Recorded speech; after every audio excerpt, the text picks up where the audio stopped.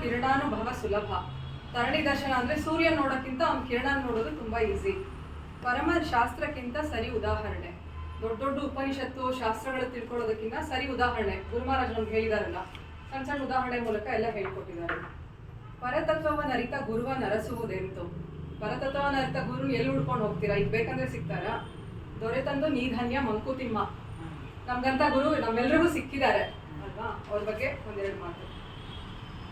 ಸ್ವಾಮೀಜಿ ಸಾಹಿತ್ಯ, ಸಂಗೀತ, ಸಂಘ ನಿರ್ಮಾಣ ಮೂರಲ್ಲೂ ಅದ್ವಿತೀಯ ಪ್ರತಿಭೆ ಅವರು.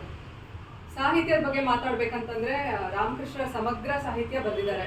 ಯುಗವತಾರ ಸೀರೀಸ್ ಆಗಲಿ, ಶಾರದಾದೇವಿ ಜೀವನಗಂಗಾ, ವಿವೇಕಾನಂದರದು ಅಷ್ಟೂ ತುಂಬ ಮನಸ್ಸಿಗೆ ಮುಟ್ಟೋ ರೀತಿಯಲ್ಲಿ. ಈಗ ವಚನವೇದ ಅದೆಲ್ಲ ಕನ್ನಡಕ್ಕೆ ಟ್ರಾನ್ಸ್ಲೇಷನ್ ಆಗಿದೆ, ಕಥಾಮೃತ ಎಲ್ಲ.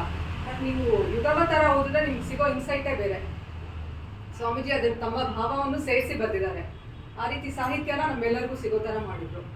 ಅದಾದಮೇಲೆ ಎಷ್ಟೊಂದು ಸಣ್ಣ ಸಣ್ಣ ಬುಕ್ಕು, ವಿದ್ಯಾರ್ಥಿಗೊಂದು ಪತ್ರ, ಶೀಲಾಶಕ್ತಿಯ ಮೂಲ ಆ ಥರ ಎಲ್ಲ ಮಾಡಿದ್ದಾರೆ. ಮತ್ತು ಕಬೀರ ಬೀರಿದ ಬೆಳಕು ಕಡೆಯಲ್ಲಿ ಅವರು ರಚನೆ ಮಾಡಿದ್ದು. ಕಬೀರನ್ ದೋಹೆ ಅದು ಬಂದು ಉಪನಿಷತ್ ವಾಕ್ಯಗಳನ್ನ ಕಬೀರ ತುಂಬ ಸುಲಭವಾಗಿ ಸರಳವಾಗಿ ಜನಪದದ್ದು ಇದ್ರ ಥರ ರಚನೆ ಮಾಡಿದ್ರು. ಅದನ್ನು ಕನ್ನಡಕ್ಕೆ ಅನುವಾದ ಮಾಡಿ ರಾಗ ಸಂಯೋಜನೆಯೂ ಮಾಡಿ ಮನೆ ಮನೆಗೆ ಮುಟ್ಸಿದ್ರು. ಅದು ಕಡೆಯಲ್ಲಿ ಮಾಡಿದ್ದು ಸ್ವಾಮೀಜಿ. ಅದು ಸಾಹಿತ್ಯದ ಬಗ್ಗೆ ಹೇಳಬೇಕಂದ್ರೆ. ಇನ್ನು ಸಂಗೀತದ ಬಗ್ಗೆ ಹೇಳಬೇಕಂದ್ರೆ ಸಂಗೀತದಿಂದಲೇ ಚಿರಪರಿಚಿತರು ಅವರು, ಪ್ರತಿಯೊಂದು ಮನೆ ಮನೆಗೂ. ವಚನವೇದ ಉಪನ್ಯಾಸ ಮಾಡ್ತಾ ಇದ್ರು ಸ್ವಾಮೀಜಿ ಬೆಂಗಳೂರಲ್ಲಿದ್ದಾಗ.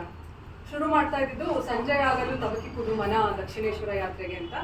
ಅದಾದಮೇಲೆ ಹೇ ಪ್ರೇಮ ರೂಪ ಶ್ರೀರಾಮಕೃಷ್ಣ ಹೇಳ್ಕೊಡ್ತಾ ಇದ್ರು. ನಿಮ್ಮಲ್ಲಿ ಎಷ್ಟೊಂದು ಜನ ಅಟೆಂಡ್ ಮಾಡಿರ್ಬೋದು. ಅವಾಗ ಅವ್ರು ಹೇಳ್ತಾರೆ, ಒಂದು ಕಡೆ ಹೇಳಿದ್ದಾರೆ, ಹೇ ಪ್ರೇಮ ರೂಪ ಶ್ರೀರಾಮಕೃಷ್ಣ ಹೇಳ್ತಾ ನಾನು ಅಲ್ಲಿ ಸಾಕ್ಷಾತ್ ಶ್ರೀರಾಮಕೃಷ್ಣರ ಆವಿರ್ಭಾವವನ್ನು ಮಾಡ್ತಾ ಇದ್ದೆ. ಸೊ ಅದು ನಾನು ನನ್ನ ಸ್ಕಿಲ್ ತೋರಿಸ್ಕೊಳ್ಳೋಕೆ ಮಾಡ್ತಾ ಇದ್ದಿದ್ದು ಉಪನ್ಯಾಸ ಅಲ್ಲ. ಶ್ರೀರಾಮಕೃಷ್ಣ ತತ್ವಗಳನ್ನ ಅವರೇ ಅಲ್ಲಿ ನಿಂತು ಭಕ್ತರ ಎಲ್ಲರ ಮನ ಮುಟ್ಟಿಸ್ಲಿ ಅನ್ನೋ ಉದ್ದೇಶಕ್ಕಾಗಿ ಅದನ್ನು ಮಾಡ್ತಾ ಇದ್ದಿದ್ದು. ಒಂದು ಸೇಯಿಂಗ್ ಇದೆ, ಭಕ್ತ, ಭಾಗವತ, ಭಗವಂತ ಮೂರು ಒಂದೇ ಅಂತ. ಅದೇ ಥರ ಆ ಜಾಗದಲ್ಲಿ ವಚನವೇದ ನಡೀತಿದ್ದ ಸ್ಥಳದಲ್ಲಿ ಗುರು ಮಹಾರಾಜು, ಸ್ವಾಮೀಜಿ, ನಾವು ಮೂರು ಒಂದು ಟ್ರಯಾಂಗಲ್ ಥರ ಕನೆಕ್ಟ್ ಆಗ್ತಾ ಇದ್ವಿ. ಇದು ಸಂಗೀತದ ಬಗ್ಗೆ ಹೇಳ್ಬೇಕಂತ. ಇನ್ನು ಸಂಘ ನಿರ್ಮಾಣ ಅದು ಇಲ್ಲೇ ಇದೆ ಸಂಘ. ಈ ಥರದ 10 ಹಲವು ಸಂಘಗಳನ್ನ, ಸಾವಿರಾರು ಸಂಘಗಳನ್ನ ಇಡೀ ಕರ್ನಾಟಕದ ಉದ್ದಗಲಕ್ಕೂ ಮಾಡಿದ್ದಾರೆ. ಮತ್ತೆ ಸಾಧು ನಿರ್ಮಾಣ, ಎಷ್ಟು ಜನ ಸನ್ಯಾಸಿಗಳು ಪ್ರೈವೇಟ್ ಆಶ್ರಮ ಮಾಡಿ ಅಮ್ಮ ಈಗ ಅಲ್ಲಿ ಟ್ರಿಪ್ ಎಲ್ಲ ಹೋಗ್ತಾರಲ್ಲ, ಪ್ರತಿಯೊಂದು ಪ್ಲೇಸ್ಗೆ, ದ್ವಾರಕಾಗೆ ಹೋಗ್ಲಿ, ಮಥುರಾಗೆ ಹೋಗ್ಲಿ, ಇನ್ನೆಲ್ಲೋ ಹೋಗ್ಲಿ, ಯಾವ ಆಶ್ರಮಕ್ಕೆ ಹೋದ್ರು ಪುರುಷೋತ್ತಮಾನಂದ್ರು ಗೊತ್ತಾ? ನಮ್ಗೆ ಗೊತ್ತು. ಅವ್ರು ಮೇ ಬಿ ಯಂಗ್ ಆಗಿರ್ಬೋದು, ಓಲ್ಡ್ ಆಗಿರ್ಬೋದು, ಎಲ್ಲರಿಗೂ ಕೂಡ ತಲುಪಿದ್ದಾರೆ ಅವರು ಸಂಘ ನಿರ್ಮಾಣ. ಅದಾದ್ಮೇಲಿಂದ ಪ್ರತಿಯೊಬ್ಬರ ಹತ್ರನೂ ಪರ್ಸನಲ್ ಕನೆಕ್ಷನ್ನು. ಶ್ರೀಮಂತರು ಬೇರೆ, ಬಡವರು ಬೇರೆ, ಬುದ್ಧಿವಂತರು ಬೇರೆ, ಸಾಮಾನ್ಯರು ಬೇರೆ, ಆ ಥರ ಇಲ್ಲ. ಎಲ್ಲರಿಗೂ ಅಷ್ಟೇ ರೀಚಬಲ್ ಅವರು. ಅವ್ರನ್ನ ಮೀಟ್ ಮಾಡಿದವ್ರು ಇದ್ರೆ ಅದಕ್ಕೆ ಗೊತ್ತಿರುತ್ತೆ. ಅಷ್ಟು ರೀಚಬಲ್ ಅವರು, ಪರ್ಸನಲ್ ಕನೆಕ್ಷನ್ ಇದು ಮಾಡೋರು. ಆಮೇಲಿಂದ 2 ಕಥೆ ಹೇಳ್ತೀನಿ ನಾನು. ಶಾರದಾ ಸೇವಾಶ್ರಮದ್ದು ಶಾರದಾ ಮತ್ತೆ ಪ್ರತಿಷ್ಠಾಪನೆ ಇಟ್ಕೊಂಡಿದ್ರು. ಹರ್ಷಾನಂದ್ರು ಮತ್ತೆ ಸ್ವಾಮೀಜಿನ ಇನ್ವೈಟ್ ಮಾಡಿದ್ರು ಇನಾಗರೇಷನ್ಗೆ.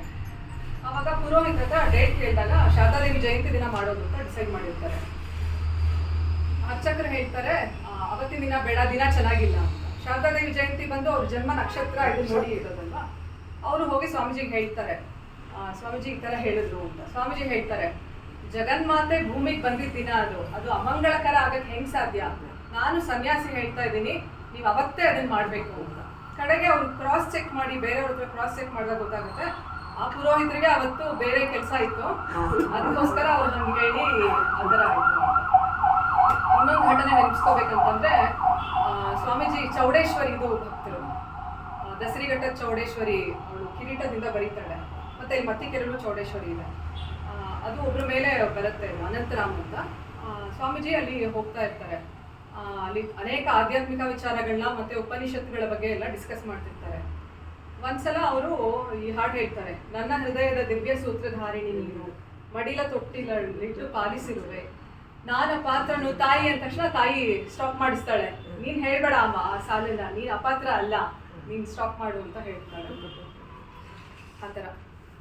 ಅದೇ ರೀತಿಲಿ ಗುರುವಿನ ಸೇವಕನೊಂದು ಶ್ವಾನ, ಅದರ ಹೆಸರು ಮೋತಿ, ಪ್ರೀತಿಯ ಹಗ್ಗವ ಕಟ್ಟಿ ಅನ್ನೋದಕ್ಕೆ ಎತ್ತ ಎಳೆದರತ್ತ. ಸ್ವಾಮೀಜಿ ನಮ್ಮೆಲ್ಲರಿಗೂ ಪ್ರೀತಿ ಹಗ್ಗ ಕಟ್ಟಿದ್ರು ಬೆಂಗಳೂರಲ್ಲಿ. ಹೊನ್ನಂಪೇಟೆಗೆ ಹೋದ್ರೆ ಅಲ್ಲೂ ಹೋಗ್ತಾರೆ, ಎಲ್ಲ ಬೆಂಗಳೂರು ಭಕ್ತರು. ಬೆಳಗಾಂ ಹೋದ್ರೆ ಅಲ್ಲೂ ಹೋಗ್ತಾರೆ. ಎಲ್ಲೆಲ್ಲಿ ಹೋಗ್ತಾರೋ ಎಲ್ಲ ರೀತಿಯ ಹಗ್ಗವನ್ನು ಕಟ್ಟಿ ಎಳೆದಿಟ್ಕೊಂಡಿದ್ದಾರೆ ಇವತ್ತಿಗೂ. ಕಡೆಯಲ್ಲಿ ಹೇಳ್ಬೇಕಂತಂದ್ರೆ, ತೀರ್ಥಯಾತ್ರೆಗೆ ಫಲವೊಂದು, ಸಾಧು ಸಂಘಕ್ಕೆ 4, ಸದ್ಗುರು ಸಂಘಕ್ಕೆ ಅನೇಕ ಫಲವು, ಇದುವೇ ಸಂತರ ಮತವು. ಅಂತಹ ಸದ್ಗುರು ನಿಮ್ಮೆಲ್ಲರ ಜೀವನದಲ್ಲಿ ಸಿಕ್ಕಿರೋದು ನಮ್ಮ ಪರಮ ಏನಂತಾರೆ ಅದೃಷ್ಟ ಅಂತಾನೆ ಹೇಳ್ಬೋದು. ಮನುಷ್ಯತ್ವ, ಮುಮುಕ್ಷತ್ವ, ಮಹಾಪುರುಷ ಸಂಶ್ರಯ 3 ಯಾರಿಗೆ ಸಿಗ್ತಾರೋ ಅವನ ಜೀವನ ಧನ್ಯ ಅಂತ. ಮನುಷ್ಯತ್ವ ನಮ್ಮೆಲ್ರಿಗೂ ಸಿಕ್ಕಿದೆ. ಮುಮುಕ್ಷತ್ವ ಅಂತಂದ್ರೆ ನಮಗೆ ಮುಕ್ತಿ ಬೇಕು ಅನ್ನೋ ಬಯಕೆ, ಅದೇ ಎಲ್ರಿಗೂ ಇರೋದಿಲ್ಲ. ಅದು ಕೆಲವರಲ್ಲಿ ಅದೂ ಇರ್ಬೋದು, ಆದರೆ ಮಹಾಪುರುಷರೇ ಸಿಗೋದಿಲ್ಲ. ಅಂತ ಮಹಾಪುರುಷರು ನಮ್ಮ ಜೀವನದಲ್ಲಿ ಇದ್ರು, ಅದು ನಮ್ಮ ಭಾಗ್ಯ. ಸಾರ್ವಭೌಮ ಸೃಷ್ಟಿಯೊಳಗೋರ್ವನೇ ಕಾಣೋ, ಸರ್ವವನ್ನು ತನ್ನಾತ್ಮವೆಂದು ಬದುಕುವವನು, ನಿರ್ವಿಕಾರಾಂತರಂಗದಿ ಜಗವ ಧರಿಸಿದವನು, ಸರ್ವಮಂಗಳನವನು ಮಂಕುತಿಮ್ಮ. ಇದು ಸ್ವಾಮೀಜಿಗೆ 100% ಅನ್ವರ್ಥವಾಗಿ ಅಪ್ಲೈ ಆಗುತ್ತೆ ಅಂತ ಅನಿಸುತ್ತೆ. Thank you.